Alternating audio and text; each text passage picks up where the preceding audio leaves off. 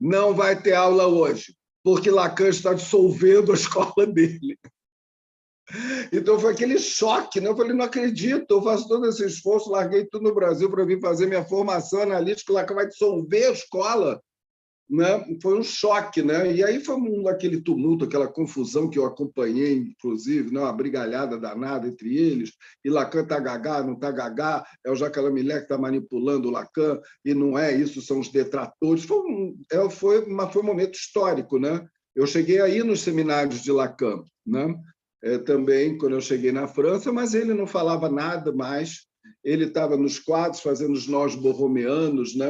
Que, aliás, né, eu estou trabalhando muito atualmente, né, que foi a última parte do ensino dele, pouco depois, né, 2 anos depois ele veio a falecer, e eu fui fazer toda a minha formação analítica, mais, né, pela universidade, entrei no mestrado e tudo mais, segui vários outros analistas, né, e acabei ficando na École de la Causse-Freidienne, né, da qual fui membro, passei 10 anos lá fazendo a minha formação analítica. E, bom, rapidamente eu peguei também um novo elan da École de la Causse-Freudienne, que estava se formando, né? E como, né, eu tenho uma certa facilidade para línguas, né, como um bom histérico, né, eu falo 4 línguas perfeitamente, fluentemente, eu virei rapidamente, né, em 4 anos, um conferencista internacional, comecei a dar várias conferências, né, em Nova York, Londres, na Espanha, no Brasil, Argentina também, evidentemente, né, e foi por aí. Aí eu rapidamente entrei também num lugar didático, né, com uma função didática, e aí eu fui convidado para ser professor na Universidade de Paris 8, né, no departamento de psicanálise, fundado pelo Lacan. E depois de 10 anos, eu já tinha consultório, já estava atendendo, tinha também um trabalho, né, em hospital, também lá, enchi o saco completamente e vim para o Brasil, né? Não queria mais ser um estrangeiro em Paris, e, bom, por causa de uma série de coisas, né? Eu, com uma herança talvez jesuítica, né, meio missionário, eu entrei numa, não da missão, mas eu peguei a missão e transformei em transmissão, né, da psicanálise, né, como um objetivo, né, da minha vida, além de, né, clínico, né? E achei que eu tinha mais a fazer no Brasil, mais a contribuir no Brasil do que na França. E aí, bom, tem toda a minha história aqui no Brasil, né, que muita gente já conhece, né? Eu fundei, né, com os colegas, né, a escola brasileira, né, de psicanálise, né, e depois rompi, fizemos outra escola da qual pertenço agora, do campo lacaniano, dos fóruns do campo lacaniano, e dentro disso comecei a escrever, né, eu escrevo muito, né, então muito cedo comecei a escrever artigos e lançar livros e tal. O primeiro foi a, a Teoria Clínica da Psicose, e depois um livro que eu jamais podia imaginar que ia ser um best-seller, isso é falado pela própria Zahar, né, que é a minha editora principal, e a outra é Atos e Divãs, que eu criei, que foram as primeiras conferências que eu fiz no Brasil quando eu cheguei, e que foram transformados no livro As 4 mais uma Condições da Análise, né, que esse ano faz 30 anos. Então, bom, há mais ou menos 20 anos, né, o teatro me pegou, e além da transmissão da psicanálise, né, na escola de psicanálise e na universidade, que nem contei, né, porque depois eu fui convidado para fazer parte de um mestrado de psicanálise, lá na Veiga, né, que né, tive a sorte aí de conhecer né, o Júlio como aluno, e viramos amigos, né, nessa ocasião. E aí, há aproximadamente 20 anos que o teatro me pegou, aí também já seria uma outra história, né, e eu comecei a também usar a plataforma teatro para a transmissão da psicanálise. Quando me falam, né, qual é a minha relação com o teatro, eu digo assim, sabe aquele filme Um Americano em Paris? Pois é, eu sou um psicanalista no teatro, mais ou menos a mesma relação, né? Assim, um estrangeiro, né? E que, ao mesmo tempo, né, eu teorizo sobre essa pesquisa do teatro e psicanálise, que deu origem ao meu livro Inconsciente Teatral, mostrando as homologias entre a psicanálise e o teatro. Então, tem algo meu que eu sou muito assim teórico, né? Quer dizer, eu trabalho muito a teoria, teórico no sentido de tentar formalizar o que eu faço, o que eu estudo, né? Então, daí também isso se junta com a questão da né? Como dizer, dessa relação da prática teórica, né? Então, que para mim não é diferente, a escrita também não é diferente da escrita que se faz numa análise. Então, bom, resumidamente, não sei se é isso que você queria saber. Era isso mesmo, eu não sabia dessa parte, que você chegou em Paris e a escola estava se dissolvendo, isso eu não sabia. É interessante que você fala do teatro, e justamente a primeira pergunta, além de saber de você, que foi a primeira, na verdade, a primeira pergunta que me veio à cabeça foi a seguinte: no seu livro anterior, que é Inconsciente Teatral, que eu achei isso fantástico quando eu li, que eu nunca tinha pensado nisso, é que você fala que realmente existe entre o teatro e a psicanálise uma relação de homologia, né? Era um termo até que, inclusive, eu não conhecia. Ou seja, tem uma base comum, uma raiz comum, né? Eu peço que todos desliguem seus aparelhos, seus microfones, tá bom? Alexandra? Então, Júlio, continuando. chegamos a 100 participantes, hein? A sala... Já está cheia, mas tem outra aí paralela, muitos paralelos. Já estão entrando no Meet, no Google Eu Meet? acho que sim, que quem está lá é uma outra pessoa, tá? Coordenando Ah, lá. tá bom. Então, então você faz essa relação entre psicanálise e teatro, né? Porque o inconsciente, você diz, é teatral. A gente pode dizer a mesma coisa da política. Política e psicanálise também têm uma relação de homologia? Eu acho que é mais... Ótima pergunta, muito obrigado. Eu acho que é mais do que isso, tá? Porque, a partir de Lacan, né, a política não é exatamente uma homologia, né?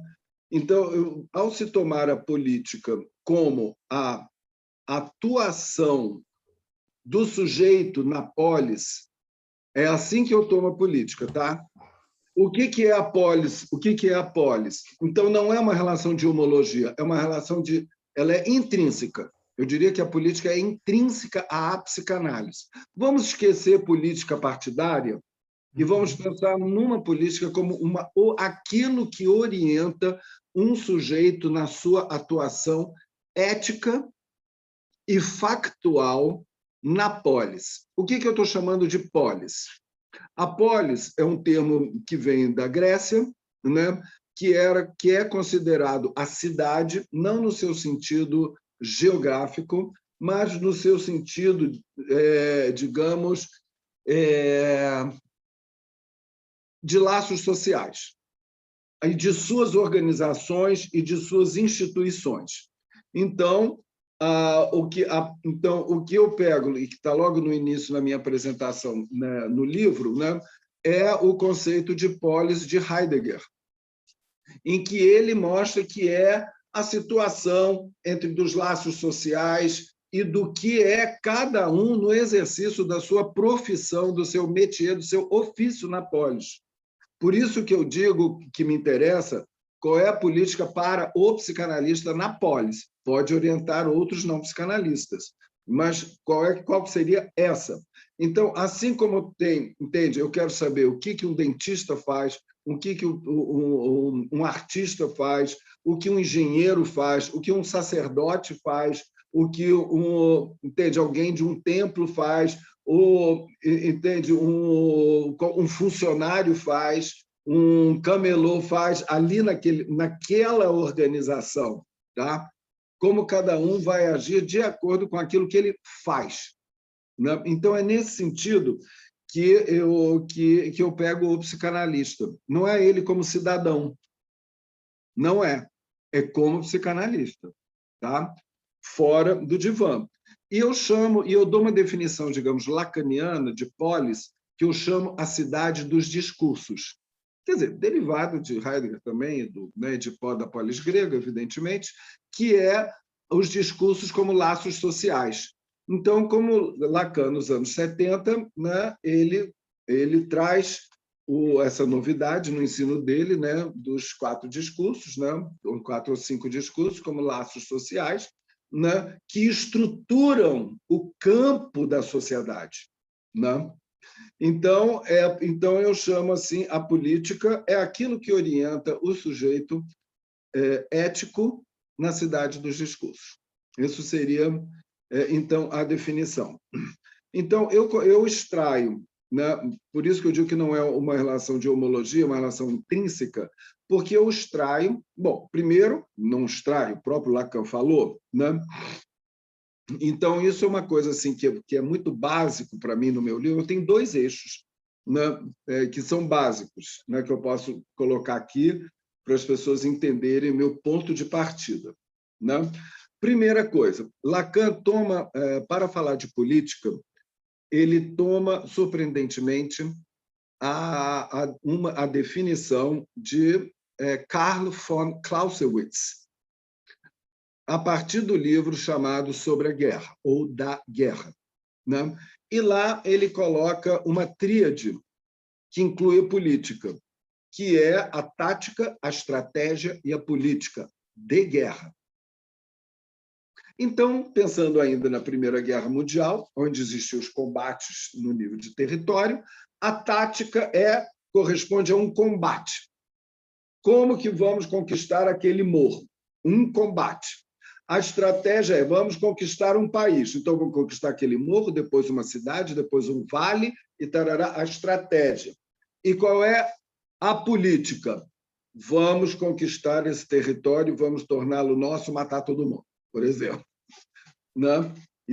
Ou então vamos pegar todas as riquezas dele, a política, vamos dominar, senão nós seremos dominados por ele. Por exemplo. Né? Então, por incrível que pareça, Lacan pega essa tríade e vai aplicar aonde?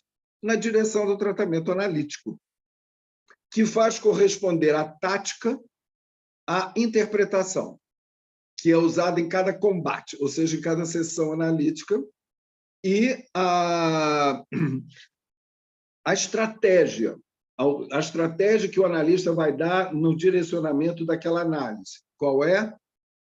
O manejo da transferência. O analista tem que saber que tudo que ele fala vai ser ouvido do lugar em que o analisante coloca ele. Então, ele tem que manejar isso. E suas interpretações, sua tática está submetida a sua... sua tática, a interpretação, está submetida à estratégia do direcionamento. E qual é a política que rege a estratégia e a tática? A falta a ser, ou falta de ser, a falta, a castração. É isso que rege. Então, a primeira política explícita que a gente vê em Lacan é a política da falta a ser, que o outro é furado e o sujeito é dividido. Não existe o outrão, não existe esse outrão que colocam, né, o líder nesse lugar de grande outro de tudo, ou o Deus, o divinizado. Não, é barrado, é furado. Assim como o próprio sujeito não vai tentar encontrar sua inteireza numa análise, está sempre dividido. Né? Ele faz suas escolhas, mas está dividido, porque ele é marcado pela falta. Né? Essa falta tem um nome. A falta pode doer, que dói pra caramba, quando você cai da ilusão de completude para a falta, mas a falta também tem o seu lado positivo, porque é o que promove o desejo. Não tem desejo sem falta. Então, encontramos aí, por exemplo, é totalmente diferente do que a gente pode... Então, vamos pensar... Então, a minha proposta é pensar aquilo que é da direção da cura analítica para uma atuação na polis também. Pensem, vocês vão dar tratos à bola e vão conseguir encontrar 1000 coisas. Não, gente, não vamos esquecer da falta a ser. castração, sabe? Que o outro é furado, é inconsistente e que o sujeito mesmo é dividido, né? Então, a partir daí, eu fui... Isso foi desenvolvido por Lacan em 58. Se estiver muito difícil, você me pergunta, me corta, tá, Júlio? Se estiver complicado, né? Porque vai complicar. Tá ótimo, tá ótimo. Vai complicar. E aí, quando nós vamos para os anos 70, 69, 70, em Lacan, que ele passa do trabalho teórico, da inclusão da psicanálise no campo da linguagem e a função da fala, Lacan começa por aí, ele parte para outra coisa, que amplia. Não é o campo mais da linguagem de que se trata, é o campo do gozo, que inclui a linguagem. E a função não é mais a função da palavra, né? Função da fala e campo da linguagem, não é? Não é mais a função da fala, é a função do ato, porque tem atos sem falas, né? Mas que tem a sua estrutura de corte e tem todo um enunciado, uma enunciação que fala sem você precisar falar, que diz, melhor dizendo, do que você precisar falar. Então, ele inclui, e nesse campo do gozo, que é o campo do para além do princípio do prazer, que é o campo do mal-estar, tá? Da pulsão de morte, unida com Eros, né? O campo do gozo, né? Ele não é um campo de todo mundo gozando, entende? Orgasmos, não é suruba, não é nada disso. É o campo que é estruturado pelos laços sociais. Então, os laços sociais estão nesse campo do gozo. Então, eu acho que, com isso, falar de uma forma simples, Lacan ele leva as consequências, digamos, teóricas e demonstrativas daquilo que Freud falava de que a civilização exige a renúncia pulsional. Você não pode, porque se a gente for liberar as nossas pulsões, sabe o que vai acontecer? A gente vai ficar transando e se matando o tempo todo. Porque é isso que nos leva. A pulsão né, sexual, você quer comer o outro, quer transar, quer chupar, quer fazer tudo com o outro, ou quer matá-lo. E é isso que acontece na guerra. Quando Freud responde a Einstein, que lhe pergunta por que a guerra, Freud responde, porque a guerra liberou geral, é uma orgia de gozo. E o sujeito pode fazer do outro o alvo, não apenas da sua pulsão sexual, mas da sua pulsão de destruição, que é a pulsão de morte. E pode humilhá-lo, apedrejá-lo, xingá-lo, torturá-lo, deixá-lo, abandoná-lo e matá-lo. E é isso que acontece na guerra, quando dois povos irmãos se matam, porque liberou, você pode matar o outro. E é isso que, recentemente, né, numa outra entrevista lá no 247, eu falei, nós estamos numa guerra, né, atualmente, porque tem algo por aí. Né? Então, esse gozo é... Peraí, se você puxar uma coisa, vai perder meu fio, daqui a pouco você puxa. Então, esse campo do gozo, que é o campo da nossa libido, então Lacan chama a atenção que é o campo do gozo, ele não é um campo de orgasmos múltiplos, né? Isso não é nada disso, porque a gente vive em sociedade, então só que ele é estruturado. Ele é estruturado por determinados laços fundamentais, como, por exemplo, institucionalizar. Nós precisamos das instituições, então precisamos de governo, precisamos de obedecer, precisamos de hierarquia e tarará, né? Precisamos de uma organização que tenha lei. Nós precisamos da lei. Isso é o discurso do mestre. Nós precisamos transmitir e ensinar. É o discurso do universitário, que também é outro laço estabelecido. E Lacan coloca também outro laço, o laço histérico, que é o fazer desejar, que também sem isso, para que todo o resto, não é? Que é o discurso da histérica, que faz desejar, faz circular o desejo e combate lá o discurso do mestre e tal, e o discurso do analista. Né? Então, o que eu extraí aí desse campo do gozo? E aí que Lacan, primeiro ele citou, aí, nesse momento do ensino dele, a política como uma questão de gozo. Tá?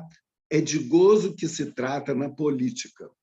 E ele extrai alguma coisa da sua leitura do Marx, que é um conceito de mais de gozar, le plus de jouir, que ele pega o conceito de mais-valia, então precisaria dar uma aula sobre isso, mas só vou falar rapidamente, que consiste em mostrar que o objeto que nos causa, cada um, né, ele é um objeto de gozo que causa o nosso desejo, então que é o mais de gozar. Então, a falta que nos constitui, nós temos sempre alguma coisa que nos está causando, que não é apenas a falta, é um objeto que falta, mas que de repente aparece e nos faz gozar, que é esse objeto mais de gozar. Né? Então, esse objeto mais de gozar, né, que faz com que a gente possa olhar para a sociedade também. Bom, então esse objeto mais de gozar é isso que faz parte de mim, que não sou eu, mas sou eu também, porque faz parte de mim, e que eu coloco no outro esse objeto. Então, por isso que o outro me causa desejo, por isso que o outro eu quero beijar, agarrar, chupar, e também quero matar, e rejeito, etc., porque eu coloco esse outro no lugar desse meu objeto estrutural como que é o mais de gozar. Então, a política de mais de gozar, o que ela nos abre os olhos para pensar o quê? Para pensar em termos aí da política na sociedade, né? Para abrir a possibilidade como a sociedade e a ideologia dominante vai objetalizando determinadas pessoas para serem rejeitadas. E faz com que as pessoas gozem com isso. Né? São objetos que vão sendo abjetalizados, transformados em abjetos. Né? Esses abjetos, né, que eu trabalho, né, bastante no meu livro, né, tem um capítulo são os abjetos, e mostra que a sociedade, que a nossa civilização, ela é produtora de abjetos, de dejetos, de lixos humanos, que a ideologia dominante qualifica, marca, xinga, expulsa e elimina, a começar pelos negros, os pobres, as mulheres, LGBT, índios, e coisa que está no discurso corrente oficial do governo, né, que nos rege, né, desde a campanha presidencial até hoje. Né? Então, a política do mais de gozar, quer dizer, na direção do tratamento, é isso que o analista vai perseguir. O analista vai ter que estar no lugar de semblante de objeto, do mais de gozar do outro, etc. Então, que eu não vou falar por aí. E a terceira orientação política, ainda extraindo do ensino de Lacan, então é mais complexa, né? Um pouco, porque exige um certo conhecimento, mas eu explico tudo aqui no meu livro, tá? Então, isso é só uma pincelada, evidente, não fica achando que vocês vão entender tudo que eu estou falando. Né? A terceira orientação política é que eu chamo a política do não todo, a partir das formas da sexuação e a partir do lado dito feminino do não todo fálico. Então, a política da psicanálise, ela mostra, eu acho que isso é fácil de entender, que nem tudo é fálico. É o fálico, aquela coisa da instituição, papai, tem que ser assim, a psicologia das massas. Né? O fálico, a psicologia das massas, o coronel e todos os seus subordinados está ali, no todo fálico. O não todo discorda. A tática da discordância que eu mostro, não é da oposição, é da discordância para mostrar uma outra coisa. Primeiro, no fálico, tem a instituição que mostra que existe um universo que promove um dentro e um fora. dentro da lógica fálica. É o todo, promove o um e o todo. No universo dito feminino, do não todo, não tem um universo fechado, é algo aberto. Então, enquanto no fálico segrega, porque segrega quem está fora, é segregativo, a lógica fálica é segregadora, o não todo fálico não. Ela é do um a um que se conta na sua singularidade, né? Então, isso vale tanto para a direção do tratamento, para o cara não achar que vai ser de ser identificado a uma coisa, eu sou isso, a uma coisa é que eu só posso ser isso, isso, isso, isso e aquilo, e eu vou escolher ser uma coisa mais do que outra. Por exemplo, na lógica do não todo na direção, né, do tratamento, que mostra também, assim como na lógica da falta ser, na política da falta ser, que o outro é inconsistente, né? Que o outro é não todo, né? Então, dentro aí da lógica da incompletude. Então, são isso que eu vou extraindo, né? São conceitos complexos, né? Mas que eu vou tentando explicar e que eu acho que esses conceitos eles se aplicam tanto na análise mesmo, quanto na sociedade. E a minha proposta do livro é tentar pensar essas coisas no nível também da sociedade e principalmente da sociedade atual brasileira. Pois é, você falou há pouco sobre essa questão da política e do real, né? Eu gostei muito desse esgarçamento que você faz do conceito de real no seu livro, né? Afinal de contas, o real faz isso com a gente, esgarça tudo, né? Fura. E você fala das facticidades, né? E do RSI, do Real Simbólico Imaginário, e passando a incluir no real os efeitos deletérios do neoliberalismo, da necrofilia, a segregação de mercado, o poder devastador das igrejas pentecostais, né? Em relação à cultura, à educação, a menos-valia da vida, o negacionismo nacional diante da pandemia e do genocídio que impera. Eu achei bem interessante que você amplia esse conceito real, por quê? Porque geralmente, como um monstro, né, um monstro político-econômico, né, gigantesco, que você fala sobre isso, com tentáculos, né, mortíferos, porque você não acha que a gente está muito acostumado a ouvir do real, talvez por ser tão difícil falar dele, esses significantes de que o real ele é impossível, ele é inominável, né, ele é impensável, né? Isso reduz muito, porque eu dou aula, né, para pessoas que não são da área, e tem por mais que eu faça uma coisa muito didática, mais simples, existe essa dificuldade, porque se é o impensável, bastou que pensemos nisso, já não é real. Se é o inominável, bastou o vírus ter um nome, então deixa de ser real, né? Então, existe isso. Então, eu gostei muito quando você abre esses efeitos do real que causa a morte, que é o trauma, na verdade, né? Inclusive nessa política neoliberal e que tudo isso que está acontecendo aqui no país. Eu achei isso bem legal, porque dá essa sensação mesmo, né? Que nós temos desse trauma que ocupa, né? Que causa morte, causa doença, exclusão, tudo isso um nível geral. Inclusive, só para finalizar, né? Eu quero que você fale sobre isso, né? Desse esgarçamento do real, que você inclui nisso todo essa questão da política econômica.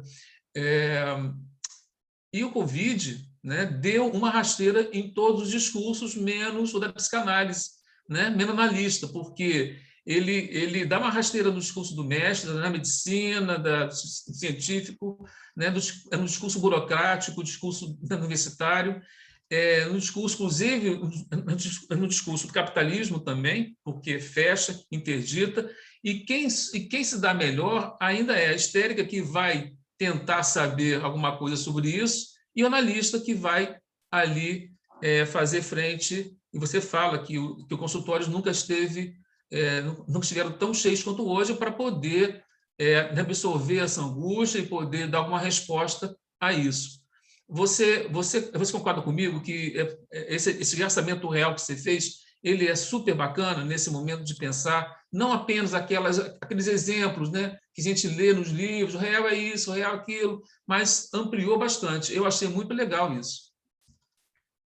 Muito bom. Isso era o outro eixo que eu ia colocar, te agradeço de você ter falado sobre isso. Até Então, parece no que a gente eixo... combinou antes, né, mas não foi. Não, não. Não, mas você leu bem. Então, o eixo é essa tríade, né, de situar a política em relação à tática, estratégia e política, que é interessante a gente pensar, né? E o outro eixo, aí a referência é o final, o anexo a um texto de Lacan, que se chama Proposição de 9 de outubro de 1967, em que ele situa a extraterritorialidade da escola dos psicanalistas em 3 registros: simbólico, imaginário e real.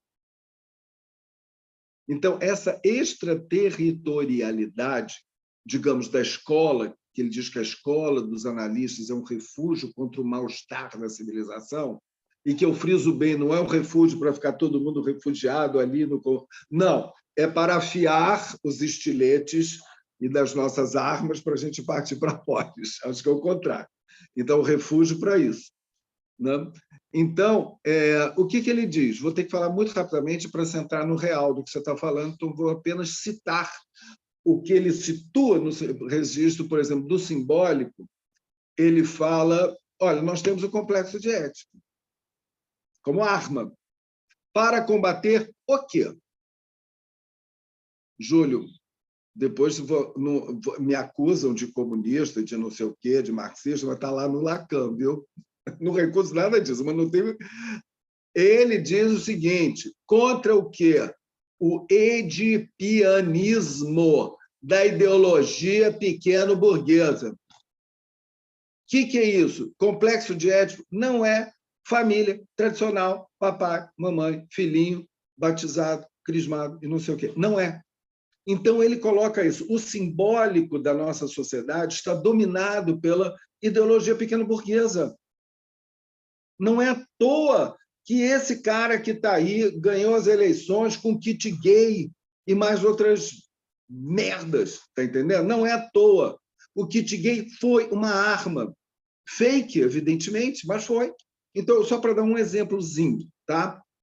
Então, o que está sendo, né, e que hoje em dia, né, nem saiu do armário, saiu do esgoto, né? É toda essa ideologia, esse ataque né, a partir dessa ideologia, né? Então, isso é do simbólico. Mas não, o complexo de Édipo foi outra coisa, não é nada disso. Não é nada disso, tá? Tem castração no meio, tem função materna, função paterna, tem nada a ver com pai e mãe biológico, a gente sabe disso, né? Você no direito, mais ainda que trabalha com direito de família, né? Que conjuga com a gente aí dos psicanalistas. No imaginário, o que ele fala? Psicologia das massas. Psicologia das massas, que dá no que dá também, entende? Nas identificações imaginárias e na idealização do que é um líder ou tirano e tal. O imaginário. E aí ele diz, o exemplo que ele dá do campo de concentração, do real, são 2. O horror do campo de concentração e o horror da segregação produzida pelos mercados. Então, tem aí o real está na ordem do quê? Do horror. O real é aquilo que nos afeta, né? É o horror, é a dor, é o espanto, é a compaixão, né? É o horror, é né? O tesão, né? Tudo isso, né? Que é o afeto, que é o gozo, que, né? Dentro desse âmbito do real. Não fica só no inominável, no impensável, não, porque senão a gente só faz a definição do real como fora do simbólico. Mas isso tem a sua mesmo. articulação. Exatamente isso. Mas tem a sua articulação com o gozo e os afetos, e que é o fundamental, que é isso que o analista lida e isso que o advogado com o direito de família, né, como você e seus colegas, lidam, né, e que é fundamental. Então, é o horror do campo de concentração, né? E eu sempre digo, os analistas tinham que ficar mais horrorizados do que ficam. Acho que ficam pouco, entende? Eu não sou neutro, não sei o quê, Está entendendo? Cuidado com essa neutralidade. Né? A neutralidade pode ser uma face do terror conformista. Isso é outro termo de Lacan. Então, é isso, eu te agradeço por isso. Então, para mim, são 3 referências, são referências muito boas, né, para a gente pensar nesses 3 pontos: a ideologia pequeno-burguesa, o simbólico, questão toda, né, das sexualidades, etc., a questão da psicologia das massas e o campo de concentração e os procedimentos de segregação, né, a nível do real, né, para se pensar a partir da psicanálise. É claro que com a sociologia, tudo isso, né, os outros saberes, como você coloca também, as conexões ajudam. Antropologia. Eu vou fazer só 2 perguntas, que eu vou abrir para o Rodrigo, para a Renata, se quiser falarem também, perguntarem, que tem a ver com isso. Olha, se vocês não pegarem a palavra, o Júlio não vai deixar nunca. Ele falou que ia falar 15 minutos, é 9 horas. Não falei isso, não. Ô, Júlio, vou apertar um botão aqui. Só 2 perguntas, numa só. Eu vou reduzir aqui. 2 perguntas. O que é a psicanálise? Olha só. O que você me diz, então, de psicanalistas que são bolsomínios? Uma pergunta. A outra que Cotardo Caligares falou, não em relação a isso, mas que eu gostei muito, que eu ouvi semana passada.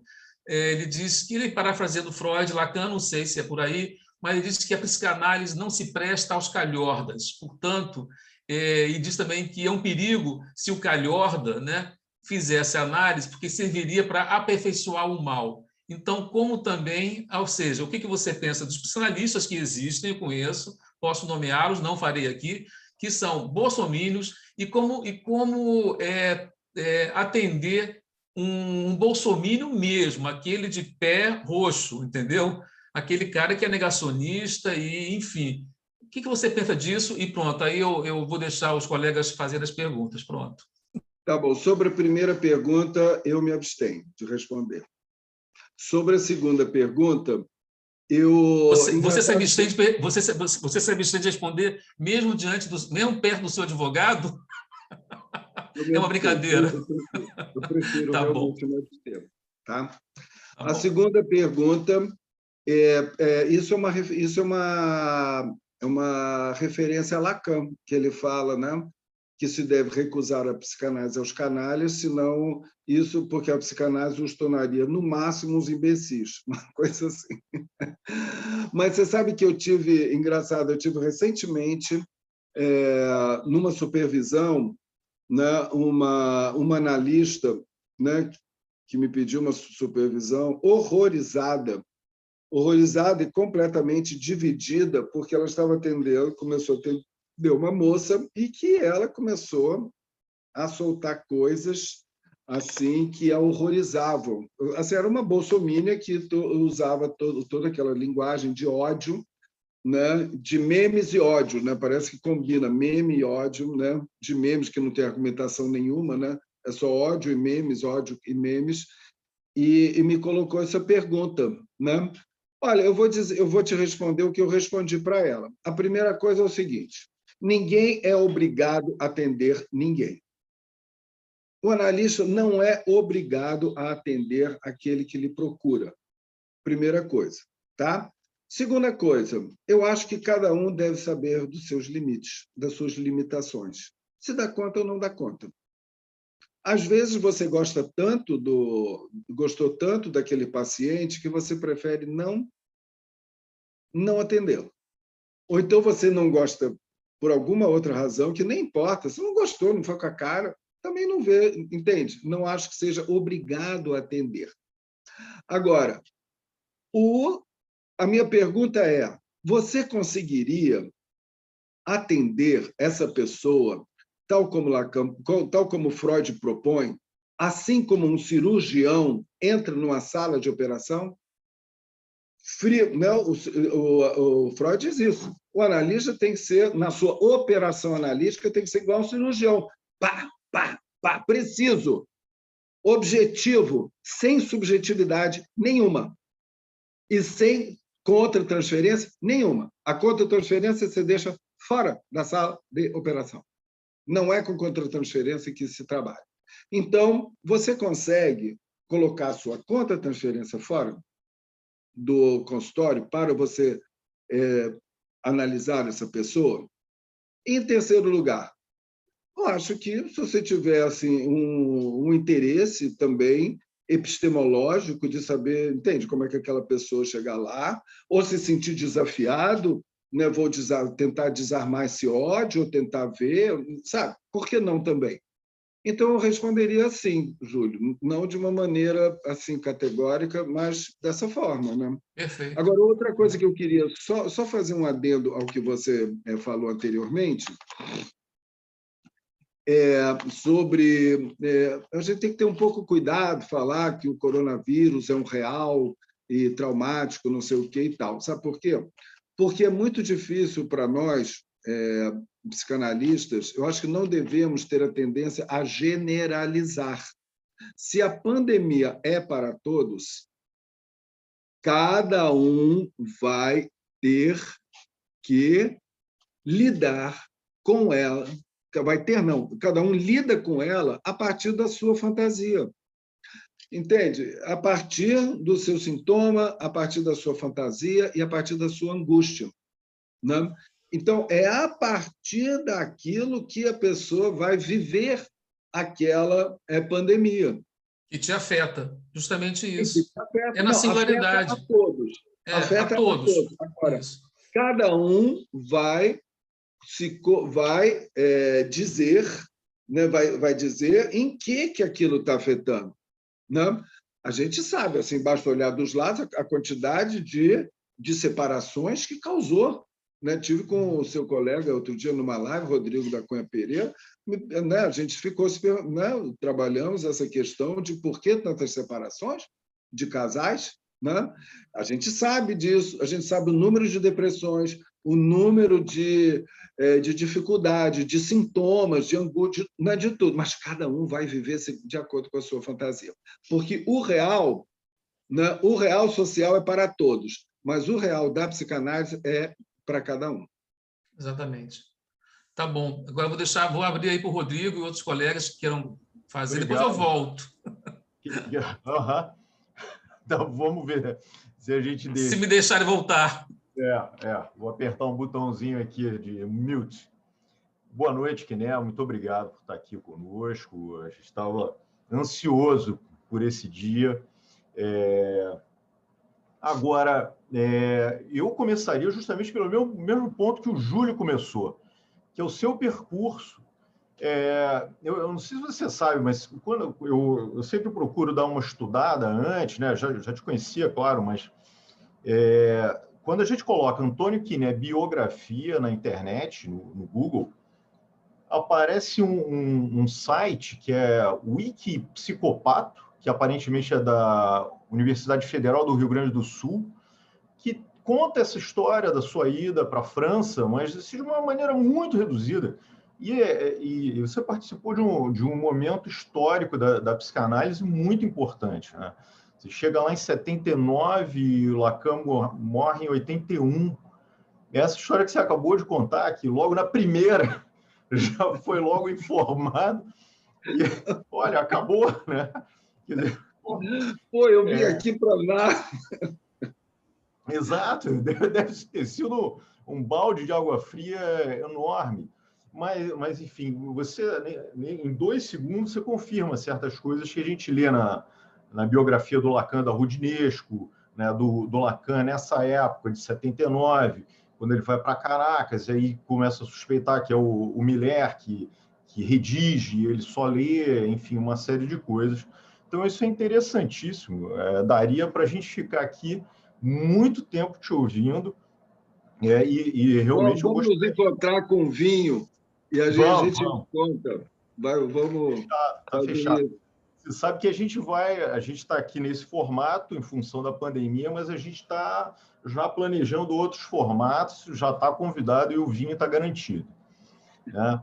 Agora, eu também prestei muita atenção quando você coloca no seu livro a respeito da extraterritorialidade da escola. Né? E uma coisa que sempre me chamou a atenção foi onde fica esse diálogo, essa comunicação do analista com o não analista, né? Com o leigo, aquele que está ali, nunca leu um livro de psicanálise e certamente tem muita dificuldade. A gente tem uns 60 eventos aqui e a gente vê isso, né?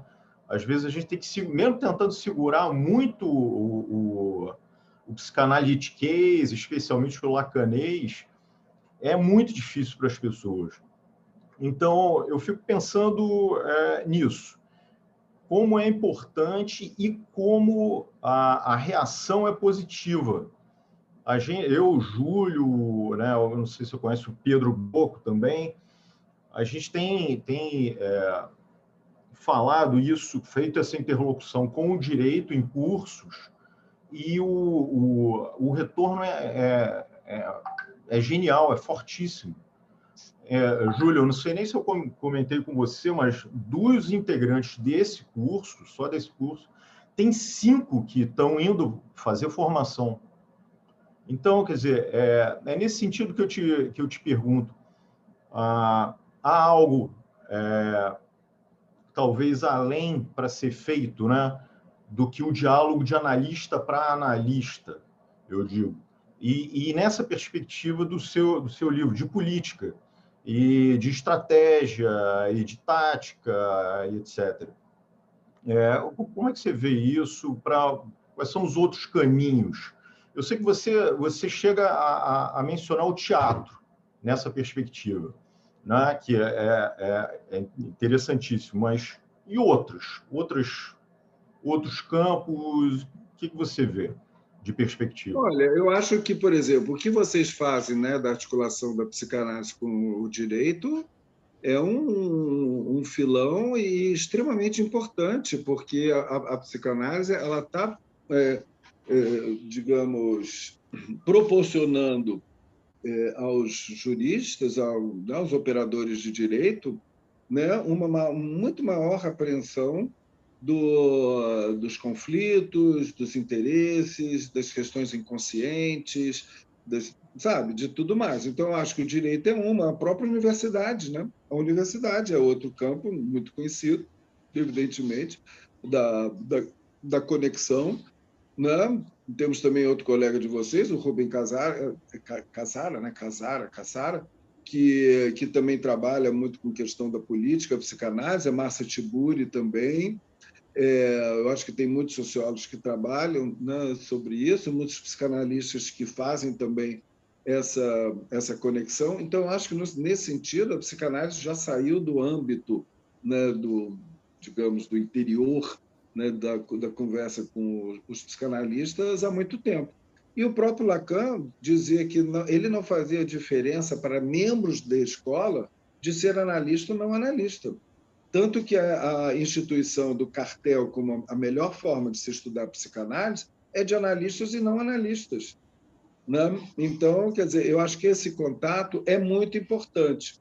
Agora, eu acho que tem 2 aspectos, então pode parecer contraditório, né, que são problemáticos. Um é o seguinte: a psicanálise tem um vocabulário próprio, sim. Ela tem um léxico, ela é uma nova língua, sim. Ela é um campo conceitual. Então, nós não podemos transigir sobre os conceitos. Então, tem conceito de grande outro, de sujeito barrado, de gozo, significante mestre, discurso oral, que são conceitos que não dá para se abrir mão e fingir que não existem. Então, as pessoas não vão entender assim, eu quero aprender inglês em 3 semanas. Não vai. Não é. É uma nova língua. E para você entender uma nova língua, você precisa entender o vocabulário, você precisa entender as definições e a conceitualização. Então, se um leigo quiser, é claro que tem 1000 caminhos para ele chegar, mas não ache que vai entender de cara, entende? Algumas coisas, alguns conceitos. Isso é uma coisa. Outra coisa é aquele analista que só fala um lacanês de uma forma incompreensível. né? O que também é o avesso disso. Aí, realmente, eu acho que é um desserviço à psicanálise e à sociedade em geral, né? Eu tento falar cada vez de um conceito e tento explicá-lo minimamente, né? Mas é um conceito. Então, se a pessoa não entender, sair daqui não entender o que é gozo, vai estudar. Não é o que está pensando, não é orgasmo, então é outra coisa, né? Então, eu acho que é isso. Existem conceitos que nós não podemos abrir mão. Então, o leigo, para se aproximar, ele tem que saber que são conceitos. Como em qualquer âmbito vai ter conceitos, né? A nossa tendência atual de todo mundo sabe tudo, porque basta dar uma gulgada, ou então, a partir da ideologia dominante atual, né, do governo, que favorece muito mais a ignorância do que o saber, então qualquer um pode falar. Não, não pode falar qualquer um sobre psicanálise. Desculpa, mas não, mas você tem que estudar. Então, eu acho que é isso. Agora, tem, por exemplo, eu acho que, por exemplo, o trabalho que eu faço com a minha companhia Inconsciente em Cena é a transmissão da psicanálise através do teatro, né? Que é uma forma que eu encontrei de passar conceitos afetando o sujeito. É muito mais efetivo do que uma aula, uma peça de teatro. Isso foi o que eu percebi, né? Na aula você pode até perceber, mas o que você vai sentir, o que você vai fazer, aí depois a gente conversa. Então era isso, é isso que é não sei o quê, sabe? Então, por exemplo, eu acho que é isso, né? Desde Freud, com o que ele chama de psicanálise leiga, já abriu, né? E ao mesmo tempo mostra que a psicanálise ela tem a sua episteme própria. Eu fui lá na Maison de France, né, assistir a sua peça, a Hilda e Freud, não foi? Foi. Eu fiquei com essa impressão mesmo. Funciona, é potente. Agora, eu concordo. Existem congressos de neurocirurgiões e vai ter um linguajar que vai ser inacessível para muita gente. Agora, não é? Agora, é possível também amenizar, em certa forma, para que as pessoas se aproximem um pouco mais, não é? Às vezes, uma certa falta. Renata, se você quiser...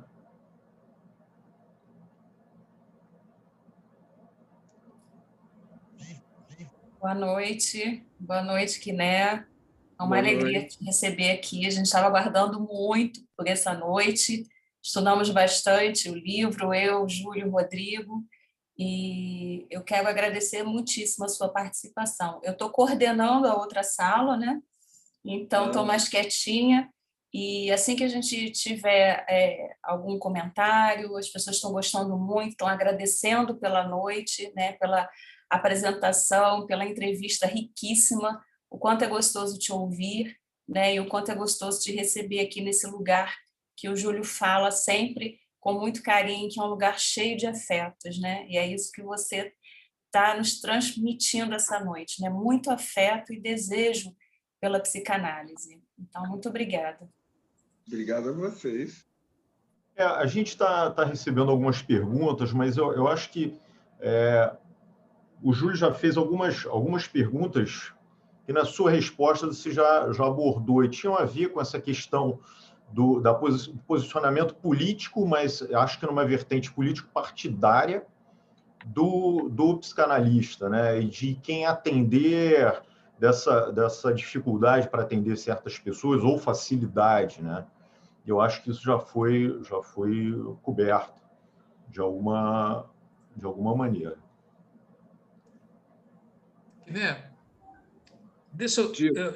Essa é uma pergunta que mais me causou, quer dizer, eu queria só fazer essa, e depois a Renata, se quiser, pode ler as pessoas que estão porventura, fazendo questões ou comentários na sala, no chat. Você começa 2 capítulos distintos com as seguintes frases. Um capítulo a psicanálise é o avesso da sociedade. Ok. a outro capítulo você fala a psicanálise é o avesso da civilização. Isso, quando eu li da civilização, me causou uma certa surpresa. Eu até entendo, mas, para mim, quando a gente pensa no mal-estar da cultura ou da civilização, que tem isso aí, a psicanálise nasce, né, da civilização em termos desse mal-estar, dos sintomas, do excesso de drenagem, né, do desejo, das pulsões, tu já sabe disso tudo. Mas também eu penso na civilização como cultura, como fazer barra à barbárie, entendeu? Queria que você falasse um pouco mais por que você está dizendo que é o avesso da civilização, o que eu sempre leio como cultura. Se a cultura deve fazer essa barra à barbárie. Sim. Além disso, Oi, cloaca desculpa. máxima, né? Pois é. Então, deixa eu tentar explicar um pouco melhor isso. Eu estou seguindo, né, a orientação de Lacan, que ele toma, né, o discurso do mestre como o representante da civilização, né? O discurso, digamos, fundador da civilização, né? Que é, digamos, o governar, que significa, dentro das profissões impossíveis, o governar, né? Que é o comando, que a civilização, né, que é estruturada pelo de um significante mestre, né? Pelo que é o quê? Que é a lei. A lei, né? Desde Totem e Tabu. Né? Quando os filhos matam o pai do gozo, né? O tiranossauro, como eu chamo, né? Matam o tiranossauro, e aí tem a orgia geral, bacana, suruba, todo mundo pode tudo, e daqui a pouco, não, gente. Né? Freud diz, né? Complexo de culpa, aí eles vão prestar as homenagens ao pai, aí fazem um totem, escolhem um animal para representar o pai, faz o totem, vira a representação da lei. Volta a proibição de transar entre as pessoas da tribo, o que Freud vai dizer, intenção do incesto, lei simbólica. Tá? Então, essa lei ela determina a nossa civilização, tá? Com todo o preço que o sujeito paga desse né? Desse que é também para o sujeito, né? Que o Lacan vai dizer que é o mesmo discurso do inconsciente, que você é determinado por alguns significantes mestres que te acapacham, que te abaixam, que te martirizam. Você é isso, você é aquilo, você é isso, né? Então, a psicanálise, no sentido que aliena o sujeito a uma lei que o superego toma para ele, né? E mortifica o sujeito. Estamos aí no discurso do mestre, né, para o sujeito. A psicanálise vai ser o avesso no sentido que ela vai desalienar o sujeito, vai ser o avesso do O avesso da psicanálise, que é o nome do seminário do Lacan, é isso. O avesso da psicanálise é a civilização. Seminário 17. Ele trabalha isso o tempo todo. Por isso que eu faço ao contrário. A psicanálise é o avesso. Né? Então, nesse sentido, se a civilização aliena o sujeito, alienação é necessária, mas a psicanálise desaliena para ele sair dessa alienação geral para a sua particularidade. Né? E aí, vamos pegar o que o Rodrigo, né, pontuou aí, né?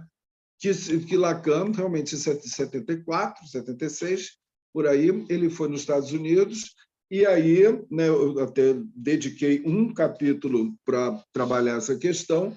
Ele diz que a civilização é o dejeto. Está na página 55, que é esse capítulo, e a citação do Lacan é: a civilização é o dejeto, vírgula, cloaca máxima. Então, você está vendo que ele toma a civilização aqui pelo seu avesso, pelo que ela produz. O que a civilização produz? Ela produz dejetos. Ela faz todo mundo renunciar à pulsão. O que o Freud diz? O preço que a gente paga é o superego. É a culpa, né? Você culpa é a culpa de não gozar. Você culpa porque goza e sente culpa por não gozar. Beleza, né? E isso é essa relação do sujeito com o superego. Mas o que então ela produz o superego. E Lacan vai dizer a civilização é o dejeto, ou seja, ela produz dejetos. É aquilo que eu falei dos abjetos, que são dejetados, né, pela lógica da civilização que é fálica segregacionista, que vai produzindo dejetos e vai produzindo, então, abjetos. Então, ele chama a civilização pelo que ela dejeta, pelo que ela produz. E aí chama esse termo horroroso, né, que é cloaca máxima. Né? É como eu digo aqui, o que a cloaca da nossa civilização produziu, né, com o avanço da ciência e da tecnologia, o quê? Uma sociedade escópica, onde eu trabalho isso, que é essa sociedade paranoica que nós vivemos, onde você está vigiado o tempo todo. Se você vai procurar uma calça para comprar, você entra no seu celular no dia seguinte, a calça está correndo atrás de você, né, e vai por aí afora, e que dá o estado paranoico, que eu falo, né, que dá uma big brotherização e a produção de soft idiots. Né? Então, ela produz isso, essa, né, a civilização, coisas boas também, né, mas que cria o estado paranoico digital, onde o dejeto está no comando. Né? Então, essa cloaca mãe ela vai tomando conta da civilização. Né? Então, o que acontece? Ele toma a civilização pelo que ela produz de dejeto, pelo que sobra, pelo que não entra, mas retorna. Né? Como cloaca máxima. Aí eu faço uma articulação aqui também com o sujeito, né? O ser humano que nasce entre fezes, urina e sangue. Né? Como é que ele nasce? Entre fezes, urina e sangue, como um ovo de linguagem. Seu primeiro status é esse, ser dejetado do outro materno, que, em seguida, no melhor dos casos, o arranca dessa posição de dejeto ao acolhê-lo como um sujeito de desejo e da demanda de amor. Né? Assim, o seu status de dejeto e abjeto, né, é isso que vai aparecer na fantasia fundamental que vai ser trabalhado em análise. Qual é o meu lugar no desejo do outro? Né? Será que eu tenho lugar no desejo do outro? O outro não quer, não me, né? Ninguém me ama, ninguém me quer, ninguém me chama de Baudelaire. Né? E aí, a esse que voe do desejo do outro, o sujeito vai responder no lugar de objeto. Aí vai esse objeto, que é fundamental na psicanálise, que é o mais de gozar, que o analista vai fazer semblante, etc. Né? Então, o que eu digo? O analista, ele tem, por estrutura, por ele ter vivido isso na sua análise, ele tem afinidade com os abjetos.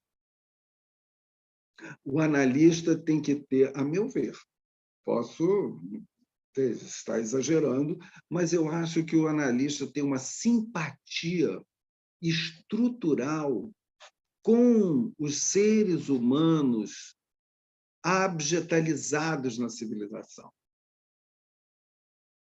Tem algo, porque ele passou por aí, ele sabe que ele é uma merda na versão obsessiva, ou nada, não é nada na versão histérica.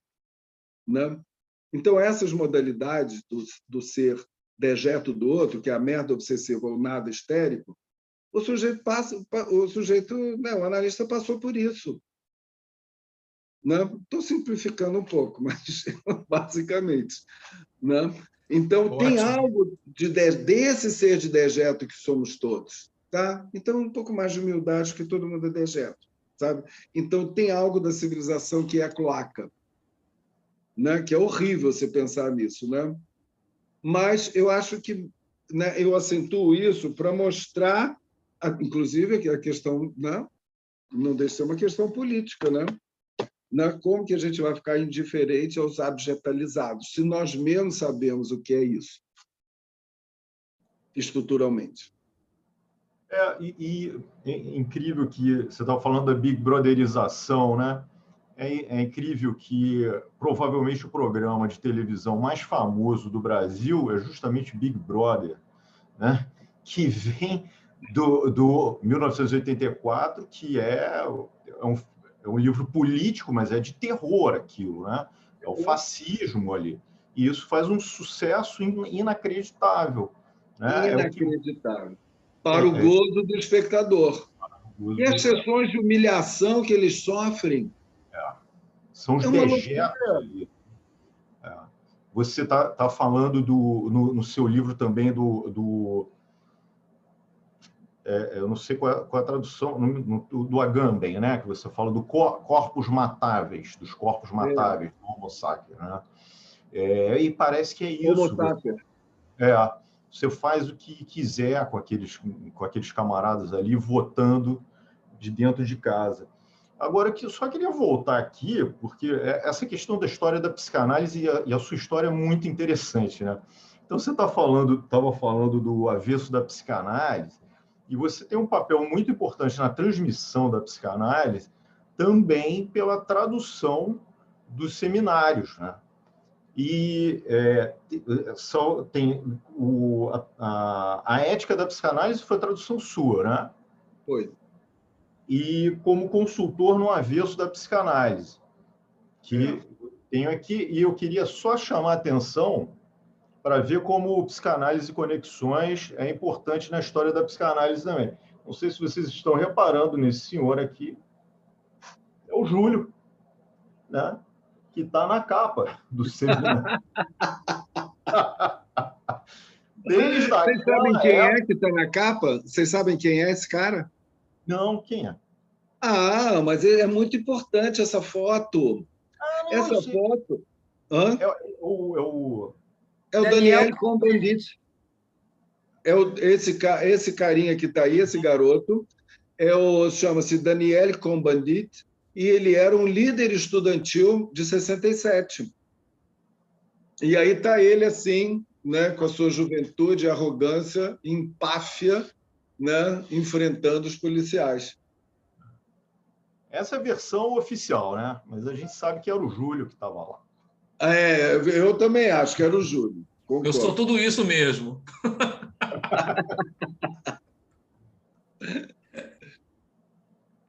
Mas e essa questão da tradução? Né? Tem tanta discussão a respeito disso, né? E você participou disso de uma maneira tão... Então, vou contar, tem mais outra historinha, tá bom? É o seguinte, eu fui fazer o meu... Eu estava ali, lá, né, nessa hora, né? Eu fui fazer o meu mestrado, né, que é o correspondente ao DEA, Diplôme d'études approfondies, e depois eu fui para o doutorado, né, no departamento de psicanálise. O meu orientador de mestrado foi o Sérgio Coté e de doutorado o Jacques Miller. E aí eu fazia parte de um seminário de doutorado que foi realmente onde eu mais aprendi. Foi uma coisa assim muito legal. Era um seminário fechado. Meus colegas eram Henrique Laurent, Colette Soler, Zizek e Michel Silvestre, Alain Gorichard. Eram todos meus colegas ali do lado desse seminário. Foi muito legal. A gente lia os textos de Lacan, linha a linha, grandes discussões. Para mim, foi o maior aprendizado. Foi ali naquele seminário. E aí eu fiquei muito próximo, né, aí dessa galera, do Jacques Miller também, e ele me falou, logo no início dos anos 80, que o Lacan tinha dado a tradução do Seminário 2 para Marie-Christine Lasnik, que é, né, um psicanalista, né, franco-brasileira, que mora na França há muito tempo, né, desde que ela tem uns 20 anos, assim. E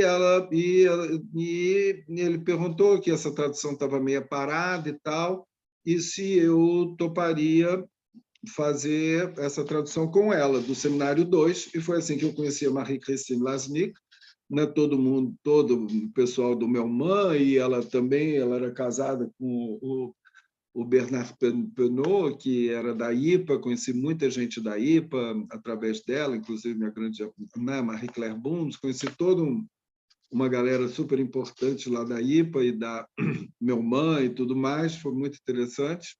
E aí ficamos muito próximos, né? Eu e Marie-Christine Lasnik, e fizemos juntos o Seminário 2, e depois o Jacques Lamillère continuou a me passar seminário. Eu nunca tinha traduzido nada.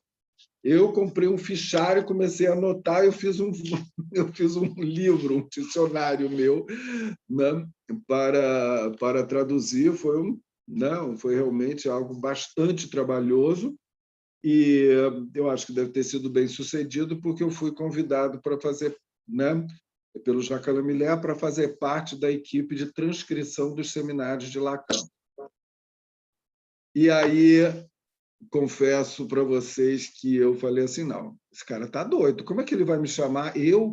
Entende? Eu para fazer a transcrição do seminário de Lacan, então não tinha francês para isso, né? E aí eu recusei. Não me arrependo não, mas confesso que eu fiquei contente com esse convite. Mas eu achei que fazer parte da equipe de transcrição era um pouco demais para o meu bico. Então foi isso. Aí, a partir daí comecei a traduzir muito, né? A tradução virou uma cachaça, porque é uma coisa realmente incrível, como, sabe? E a responsabilidade de traduzir Lacan, meu Deus, vou traduzir essa palavra e não por outra, e não sei o quê. E foi um estudo assim muito aprofundado e muito interessante. Eu que fazia a minha análise em francês também foi uma coisa muito interessante, né? De poder estar sempre lá, aí nas duas línguas, né? E esse seu convite para fazer a transcrição, era isso que para estabelecer os seminários lá. Estabelecer o texto, né? Eles iam te passar fitas, era áudio, era transcrição escrita? Exatamente. É isso que faz. Ele tem o Jacques Lamillère tem uma equipe e que faz isso, e ele dá a versão final. Temos alguma notícia assim sobre os próximos? Porque ainda está faltando alguma coisa, né? Não tem. Eu perdi muito contato, né, depois da questão. Eu perdi o contato total.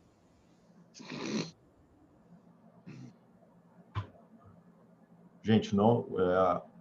Então, tá bom por hoje? Estão me ouvindo? Oi? Oi, Quiné, Renata. Eu tenho uma pergunta aqui da outra sala. O Alderon Marques, ele gostaria de saber se você pode explicar o seu boa noite a todos e não todas que você usa no seu seminário, e se você pode articular isso a seus efeitos clínicos e políticos. Ao quê? Aos efeitos, articular a seus efeitos clínicos e políticos. Essa sua saudação inicial. Fico muito feliz. Né? Dessa vez eu não fiz. Olha, um dos motivos de eu fazer isso é justamente suscitar essa pergunta. Mas eu fiz, viu, quando abri a sala. Bem-vindos todos e não todas. Ah, então tá bom. Então explica, Júlio. Eu não sou a estrela de hoje. Não, é de sempre.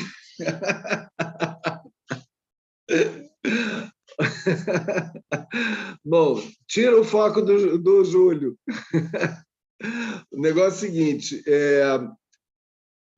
porque geralmente é uma saudação que se faz, né, contemplando homens e mulheres, né, a todos e a todas, né? E com as fórmulas da sexuação, Lacan ele vai para além dos gêneros, né, masculino e feminino, que está presente, inclusive, na gramática, e ele faz a diferença sexual entre aqueles que se declaram, né, dentro da lógica do todo fálico, ditos homens, ou aqueles que se declaram na lógica do não todo fálico, que se dizem mulheres. Então, eu prefiro usar essa partilha dos sexos a partir da economia do gozo, né, de Lacan, e a partir da lógica fálica, né, do todo fálico, do não todo fálico, para saudar as pessoas. E quem quiser que se identifique como todo fálico ou não todo fálico. Então, é isso. Por isso que eu digo boa noite a todos e não todas. Né? E, às vezes, né, como eu acho que, na verdade, todos nós temos as duas partes, um dia você está mais para não todo, outro dia você está mais para o todo fálico, então você se sinta à vontade de se identificar onde você quiser. Né? Porque é dito homem aquele que se diz homem. É dita mulher aquela que se diz mulher. É a partir da argumentação, né? É a lógica argumentativa que Lacan vai trazer desde Aristóteles, né? Falando dessa lógica. Né? Qual é o efeito político disso? O efeito político é essa sua pergunta. O efeito político é a transmissão da psicanálise. Hoje em dia, todo mundo acha que sabe o que é pulsão de morte, acha que sabe o que é id, ego e superego. Né? Por quê? Porque entrou na linguagem comum. Quem sabe, em breve, né, nós estaremos dizendo, em vez de homens e mulheres, todos, não toda. Né? Quem sabe se daqui a pouco a gente está falando de sujeito barrado, de falta ter, falta ser. Também é uma coisa, né, da transmissão da psicanálise de determinados conceitos lacanianos de poderem serem transmitidos. Né? O pessoal do teatro ficava assim, porque eu faço parte dos debates, eu digo boa noite a todos e não todos. O elenco já me perguntou várias vezes, eu sempre explico, eu gosto de explicar. Né? Ah, mas você não está falando, você não está falando psicanalistas, eu sei, não é para psicanalistas, mas é para suscitar essa pergunta, essa questão.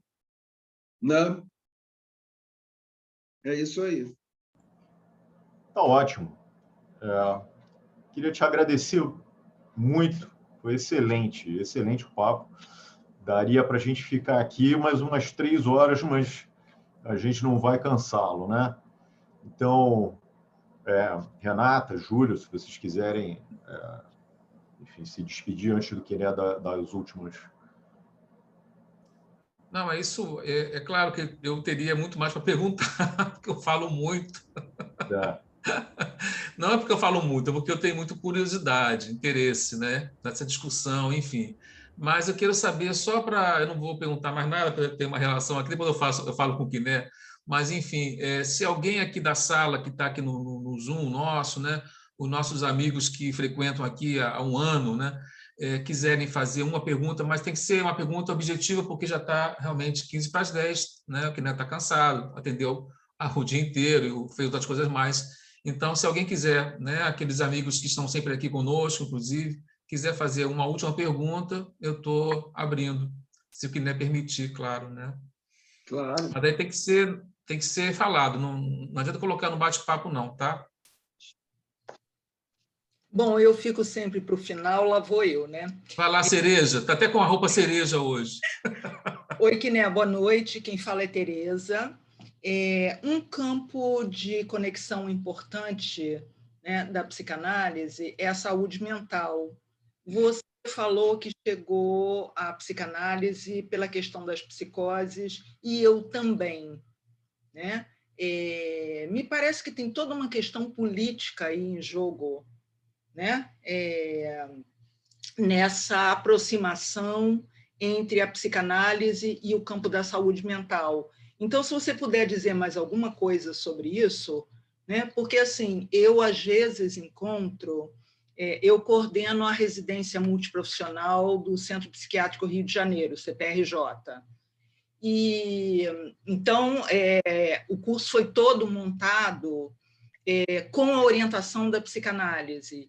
E há, em alguns momentos, muita resistência por parte dos alunos. Né? Esse contempla psicólogos, enfermeiros e assistentes sociais. E há momentos assim de muita resistência. Né? Eu sempre procuro o que eu sempre procuro colocar para os alunos é o seguinte: olha, eu não vejo como trabalhar eticamente com a psicose que não seja pela psicanálise. Né? Quando a gente diz que é atravessado pela psicanálise, Sim, desculpe, é que eu estou pedindo para trazer o meu livro, que eu quero responder com ele na mão. Continua, Tereza, vai. Sim, quando a gente diz que foi atravessado pela psicanálise, isso não é uma escolha com base na vontade, não é uma escolha racional, né? É alguma coisa que tem a ver com a causa para cada um, né? Então, assim, como é que alguém, sendo causado pela psicose, pela clínica das psicoses, pode dar conta desta clínica eticamente que não seja pela psicanálise? Essa é a minha questão. Obrigada. Olha, eu te agradeço essa questão que eu acho excelente. Eu também não sei como é que eles dão conta sem a psicanálise. Não sei. Sem gozar do Tereza? psicótico e sem cair na benemerência. Pois é, o que a gente vê? A gente vê, infelizmente, aqueles que não têm uma orientação, né, da psicanálise. O que a gente vê? A gente vê, do lado do psiquiatra, uma objetalização do paciente, né? E ou transforma o paciente, né, num homem neuronal, né? Num homem neuronal em que vai, né, dar remédio e acha que vai resolver uma coisa assim, um assado, como se você está com uma taquicardia, toma um calmante, uma coisa assim, né?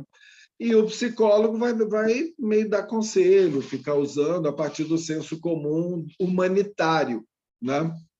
Então, eu também não vejo, não consigo entender muito bem. Eu tenho o que eu queria te mostrar, Tereza. Não sei se você conhece o meu livro Teoria Clínica da Psicose. Saiu agora, né, uma nova edição que está linda. Eu tenho o antigo. Olha aqui é o Flechsig, é uma foto inusitada do Flechsig, que está na capa da edição inglesa das Memórias do Schreber. E aqui o próprio Schreber, e do outro lado tem o bispo, e dentro, olha como ficou bonito aqui, tem o interior do manto do reconhecimento do bispo. Sim. Né? Ficou lindo o livro. E aí eu só quero te responder com um capítulo. Não é nesse livro, não, é no outro. Mas aqui eu coloco... Não, é no outro, eu tenho a Psicose e Laço Social. Esse aqui foi o meu primeiro livro, né, que saiu, e que eu acho que a gente tem que partir daquele beabá de Lacan, questão preliminar a todo o tratamento possível da psicose. É a fora-clusão do nome do pai, e não tem cura. Se a gente não partir disso, né, não tem jeito de tratar a psicose. Né? Então, eu acho assim, fundamental, entende, a orientação lacaniana para o estudo da psicose, e que vai desde que ele começa com o EME, né, que ele entra com o EME, com a questão da erotomania, passando pelo aprofundamento, no caso, né, no seminário 3 e na questão preliminar, e acaba com psicose de novo, com Joyce, né?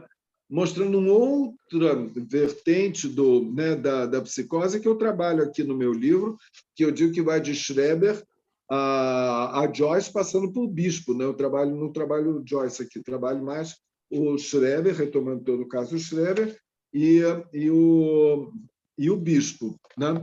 Quem quiser comprar, né, os meus livros, né, esse e os outros também, né, e as coletâneas que eu organizei, pode procurar na livraria do meu site, www.antoniquiné.com. Né?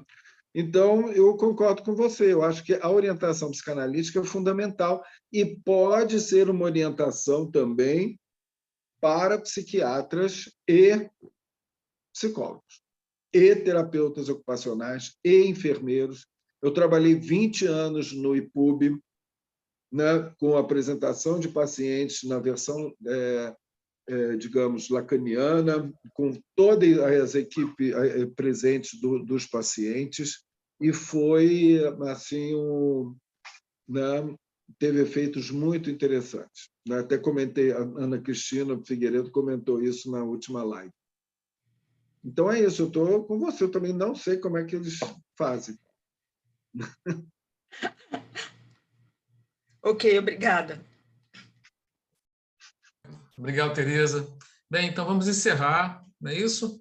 E, mais uma vez, agradeço ao meu amigo entusiasmadíssimo, que continue assim, produzindo essas belezas todas e nos dando essa orientação, né? Esse livro eu não tenho, é o único que eu não tenho. Vou comprar amanhã mesmo. Olha que ficou lindo, olha, todo preto e branco, você vai gostar, você que é um artista. Ficou lindo mesmo, essa contracapa está bem bacana, por dentro também está linda, né? Olha aqui que lindo. E a parte interna também, são livros arte, né?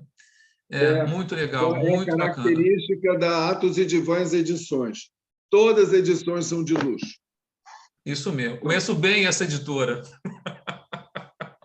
Quiné, um beijo, obrigado a todos aqui presentes também. Na semana que vem, na segunda-feira que vem, eu vou falar junto com a Cláudia Prete sobre de que família falamos, direito e psicanálise, tá bom?